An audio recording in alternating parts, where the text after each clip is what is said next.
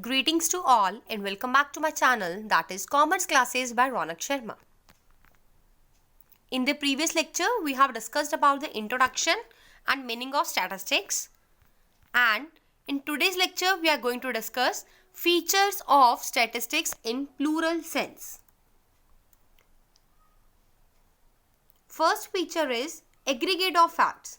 देखो, अगर आप किसी भी सिंगल नंबर को, अगर आप कोई सिंगल नंबर है, न्यूमेरिकल डाटा है, आप उसे कभी भी स्टैटिस्टिक्स नहीं कह सकते जब तक आप उस चीज़ को एग्रीगेट नहीं करते. ठीक है, सबसे पहले चलो ये रिकॉल कर लेते हैं कि एक्चुअली स्टैटिस्टिक्स होता क्या है. राइट, देखो स्टैटिस्टिक्स का मीनिंग हमने टू सेंस में डिस्कस किया था प्रीवियस लेक्चर में.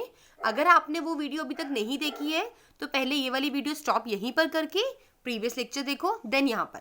राइट, देखो प्लूरल सेंस में हमने क्या किया था. स्टैटिस्टिक्स का meaning, the term statistics refers to numerical statement of facts relating to any field of inquiry. ठीक है, अगर हम बात करें कि प्लूरल सेंस में स्टैटिस्टिक्स क्या होता है, एक कोई भी न्यूमेरिकल स्टेटमेंट ऑफ फैक्ट्स क्या होता है स्टैटिस्टिक्स. अब वो किसी भी फील्ड में हो सकता है numerical statement, whether it is a data related to production, income, expenditure, population, profits, prices, so on. Right, and then we have discussed statistics in singular sense.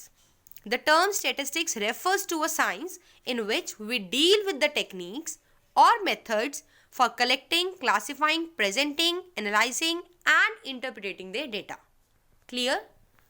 आज के लेक्चर में हम डिस्कस करने वाले हैं कि क्या क्या फीचर्स हैं, क्या क्या करेक्टरिस्टिक्स होती हैं हमारी स्टैटिस्टिक्स की इन plural sense.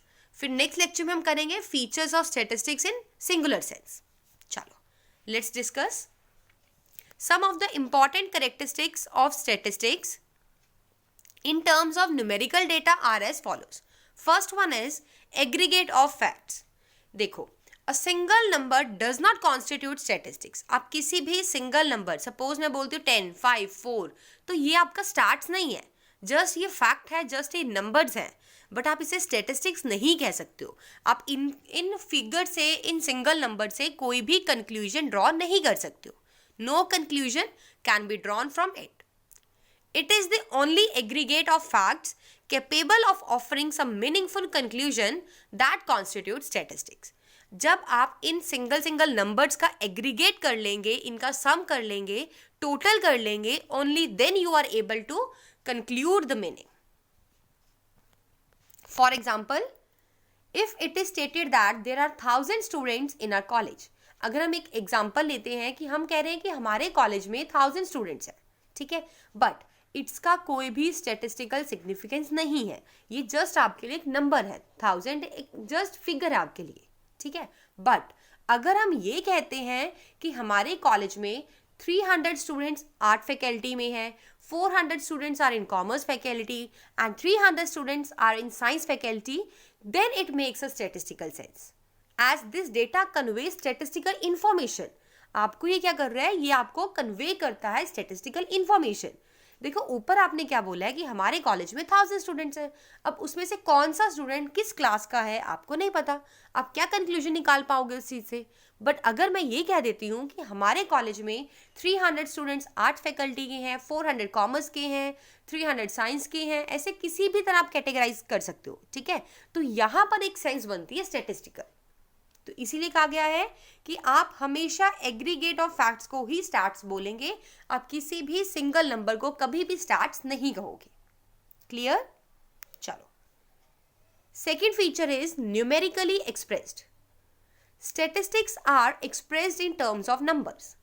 Qualitative aspects like small, big, rich, poor, etc. are not considered as statistics. देखो अगर हम ये कहते हैं कि साहिल इज टॉल, ये शॉर्ट, तो इसका कोई भी स्टेटिस्टिकल सेंस नहीं होता. हाँ, अगर आपने टॉल या शॉर्ट कुछ बताना है तो आप ऐसे बता सकते हैं the height of this person is इतने फीट या इतने इंच. क्लियर है? देखो एग्जाम्पल में भी ये दिया हुआ है, the fact that Kapil Dev is tall and Gavaskar is short has no statistical sense. However, if the height of the Kapil Dev is 6 feet 2 inch and that of Gavaskar is 5'4", it would be taken as statistical information. Clear? देखो numbers में ही होना आपके लिए important है, तभी आप कहेंगे वो स्टैट्स है। अगर आप क्वालिटेटिव एस्पेक्ट्स को कंसीडर करके आप कुछ भी इंफॉर्मेशन कन्वे करते हैं, then you will not consider it as a stats. Now third feature is affected by multiplicity of causes. देखो अब कोई भी एक फैक्टर आप उठा लो, या फिर हम बोल सकते हैं कोई भी एक स्टैट्स है या स्टैटिस्टिक्स है, वो बहुत सारे फैक्टर से अफेक्ट होता है। कोई भी एक ऐसा सिंगल फैक्टर नहीं है जो हम बोले सिर्फ और सिर्फ हमारे स्टैट्स को यही फैक्टर अफेक्ट कर सकता है। There are multiplicity of causes. ठीक है, देखो सपोज एक एग्जांपल लेते हैं छोटा सा। अगर मैं कहती हूँ कि हमारे प्रोडक्ट का जो प्राइस है वो 30% राइज हो गया है, ठीक है, अब ये 30% राइज इन प्राइस किसी भी रीजन से हो सकता है। ऐसा तो नहीं है ना कि सिंगल एक ही रीजन है इस चीज का। No, there must be a various causes या वेरियस रीजंस। लाइक अगर मैं बोलूं कि हमारी सप्लाई में रिडक्शन आ गई है जिसके कारण हमारे गुड्स के प्राइसेस 30% राइज हो गए हैं, इट मे बी पॉसिबल। या फिर हम ये भी कह सकते हैं कि हमारे प्रोडक्ट की डिमांड इतनी ज़्यादा हो गई है कि हमें प्राइसेस राइज करने पड़ रहे हैं उसको मीट करने के लिए। या फिर there may be shortage of power, there may be rise in wages, there may be rise in taxes and so on. तो इसीलिए कहा गया है जो स्टार्ट्स है, stats is affected by multiplicity of causes, it is not affected by any single factor, these are influenced by many factors simultaneously. Clear? चलो next comes reasonable accuracy. देखो reasonable accuracy का क्या मीनिंग है, जब भी आप stats को collect करते हैं, डेटा को कलेक्ट करते हैं, आपको उस पर्टिकुलर डेटा की एक्यूरेसी, डिग्री ऑफ एक्यूरेसी को ध्यान में रखते हुए ही आपने कलेक्ट करना है। क्योंकि अगर आप कोई भी इनएक्यूरेट डेटा कलेक्ट कर लेंगे और उस इनएक्यूरेट डेटा के बेसिस पर आप कुछ भी कंक्लूजन्स ड्रॉ करते हैं, तो आप कभी भी राइट कंक्लूजन्स नहीं ड्रॉ कर सकते हो। ठीक है ना? तो जब भी आप अपना स्टैटिस्टिकल डेटा कलेक्ट करें तो आपके माइंड में ये चीज़ क्लियर होनी चाहिए कि वो पर्टिकुलर डेटा आपका एक्यूरेट होना चाहिए।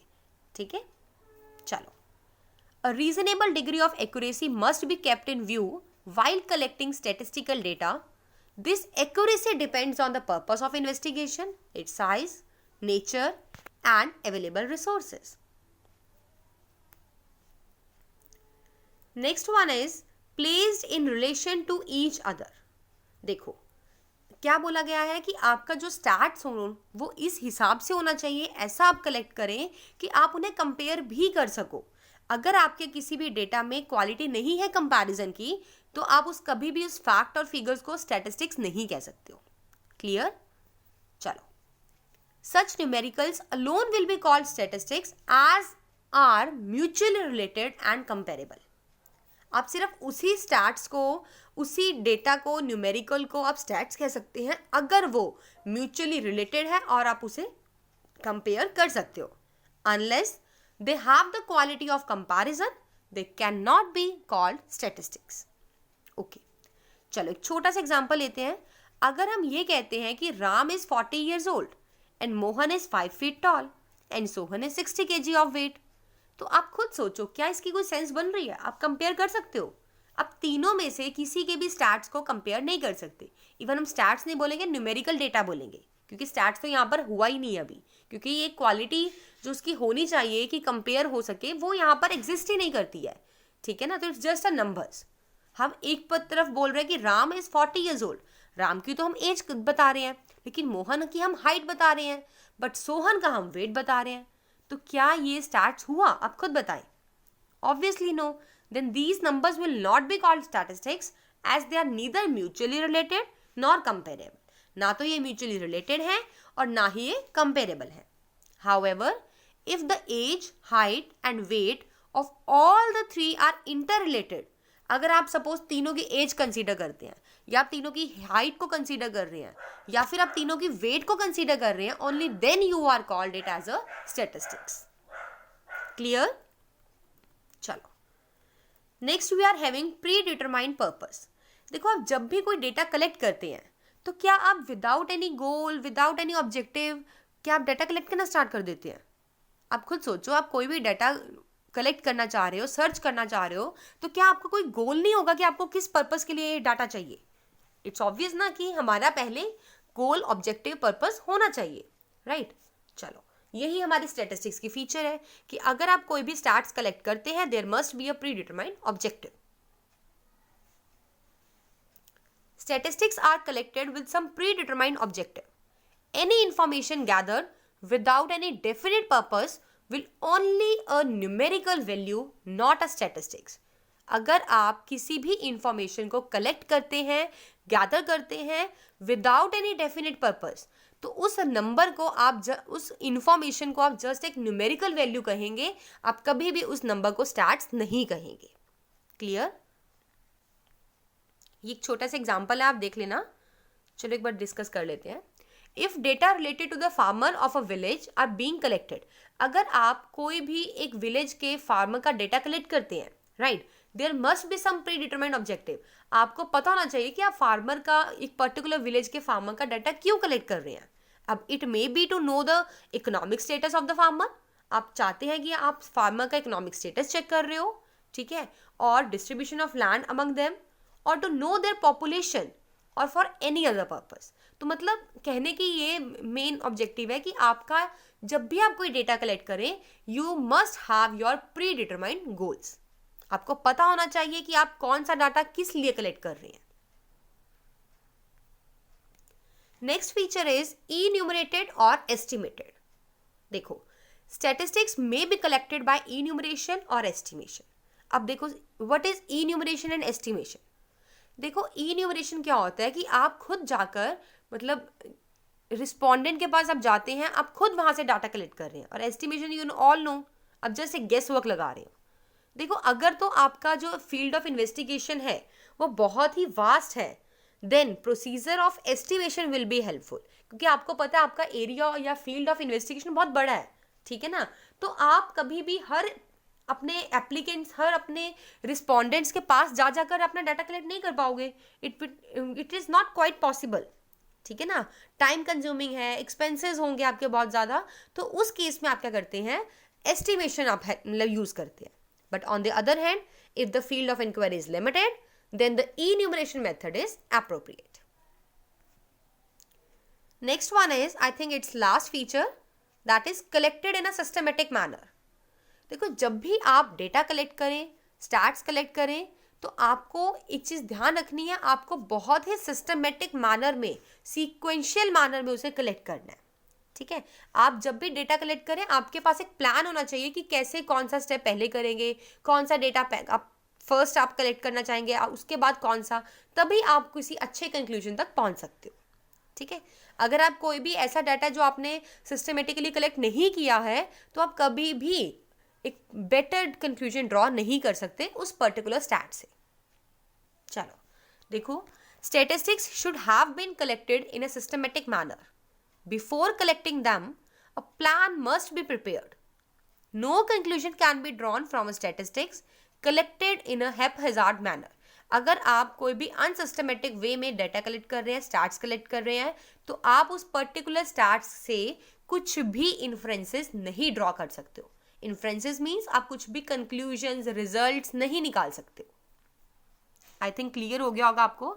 बहुत ही सिंपल लैंग्वेज है, बहुत ही सिंपल वे में आपको एक्सप्लेन करने की कोशिश की गई है. बट स्टिल अगर आपको फिर भी लगता है कि कोई डाउट आ रहा है, कोई पॉइंट समझ नहीं आ रहा है, ठीक है, तो आप कमेंट सेक्शन में बता सकते हैं. हम नेक्स्ट लेक्चर में उसे कंसीडर करेंगे. चलो एग्जाम्पल देखो क्या दिया हुआ है इसमें. For example, data regarding the marks secured by the students of a college without any reference to a class, subject, examination और minimum marks will only lead to confusion, not any meaningful conclusion. देखो, अगर आप कोई भी data collect कर रहे हैं कि हमारे जो कॉलेज के स्टूडेंट्स हैं उन्हें कितने मार्क्स सिक्योर करें, बट आप ये नहीं बता रहे हो कि किस क्लास का डाटा उठा रहे हो, आप किस सब्जेक्ट के लिए उठा रहे हो, किस एग्जामिनेशन, कितने आपके मिनिमम या मैक्सिमम मार्क्स थे, आप ये कुछ भी कंसीडर नहीं कर रहे हो, आप कुछ भी इसको रेफर नहीं कर रहे हो, तो ये आपके लिए जस्ट एक न्यूमेरिकल वैल्यूज़ हैं. आप कंफ्यूजन में आ जाएंगे, आप डिलेमा में आ जाओगे कि आप कोई भी कंक्लूजन ड्रॉ नहीं कर पाओगे इस चीज़ से, ठीक है ना. तो इसीलिए कहा गया है कि जब भी आप डेटा कलेक्ट करें, it should be in a systematic manner. देखो एक बार फटाफट से क्विकली रिवाइज कर लेते हैं कि हमने क्या क्या डिस्कस किया है. In today's lecture we have discussed about the features and characteristics of statistics. total, I think 8 features we have done. Yeah, 8 features. First one is aggregate of facts. Second one is numerically expressed. Third, affected by multiplicity of causes. Fourth one is reasonable accuracy. Fifth, placed in relation to each other. Then predetermined purpose. Seventh one is enumerated or estimated. And the last one is collected in systematic manner. I hope you like this video. Do like, share and comment the video. And don't forget to subscribe the channel for the latest notification of upcoming videos. If there is any doubt or you want video on some specific topic or a subject, then do let me know in the comment section. Thanks and have a wonderful day.